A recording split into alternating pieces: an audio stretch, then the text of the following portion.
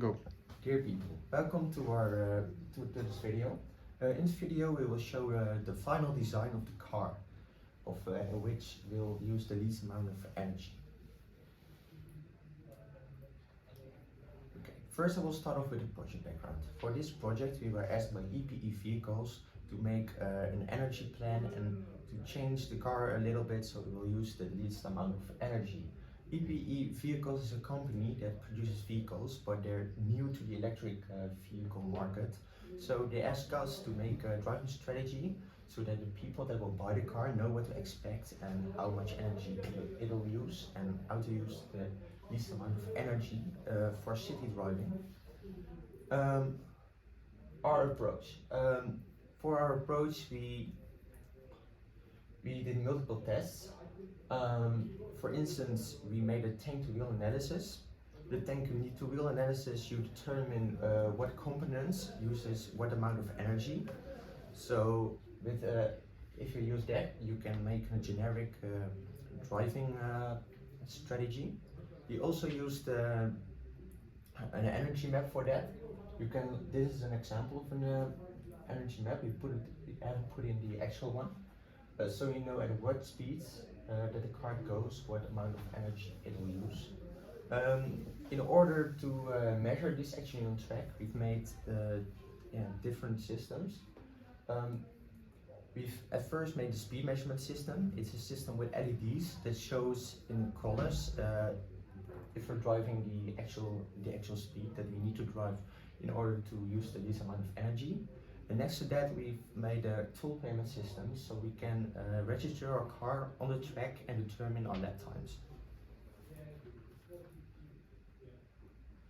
Overview work approach. Okay, we've had a certain work approach. We didn't work with all our group members on all the tasks, but we divided the group members. And after we've completed the tasks, we've shared our ideas and how we did it with other people, so they know how we did it. Also, when you need help, we were always welcome to ask help to each other. That way you can come to the best results. We've also had a lot of meetings together where we do the work together, so you can ask help live. And after these meetings, we evaluated the meetings, so our meetings will be more efficient in the future.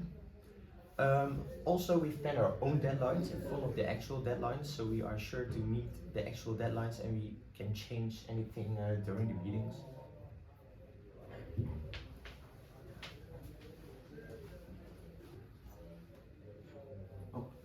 I will also tell you about the upcoming contents.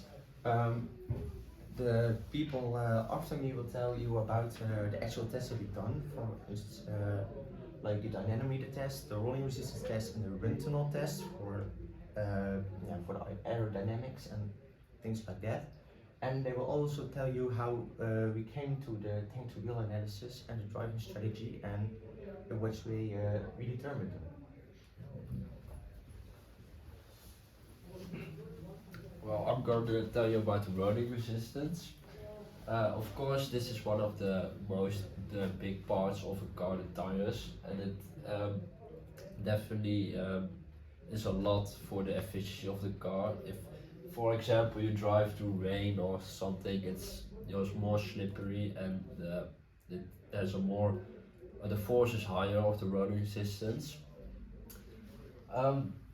Then we did the test. The test is called the goes down test, and it's I will explain how it is done.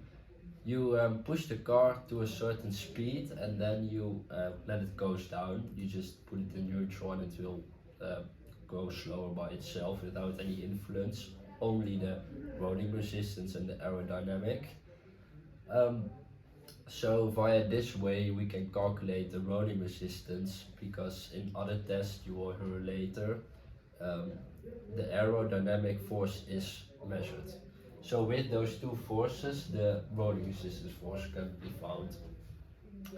This is very useful in other tests, and that's why we have measured it. To go back, at the rolling. Yeah, it yeah. Uh, what we have found is that the rolling coefficient is very small, which is which makes sense because it's not a big car, and other um, forces have more use in it. So there is not much to change about the tires because they are pretty good already, and it's mostly the things in the aerodynamics and the dyno test which we will come back later. So I just go to the next test.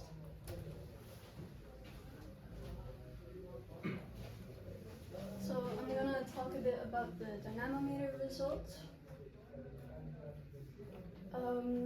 Because we tested the car on a dynamometer, which allowed us to see at what speeds and at what road loads the car would be most efficient. And after processing these results, we made this efficiency map, at which you can see the certain speeds we tested at and the certain road loads.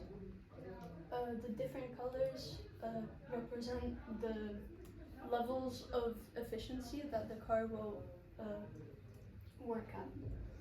And it's visible that the highest amount of efficiency is visible here at speeds around 20 kilometers an hour with quite high road loads.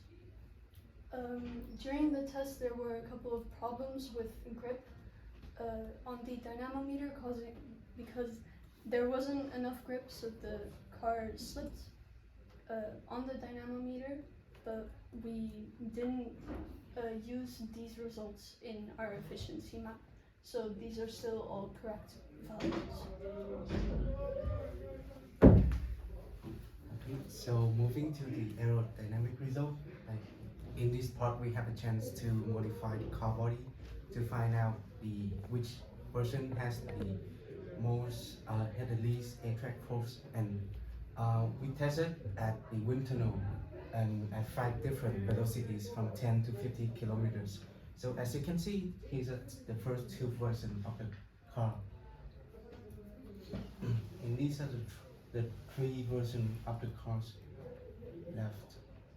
And as a result, we figure out that the version 3 is the most efficiency one. And you can see here is the car that we have.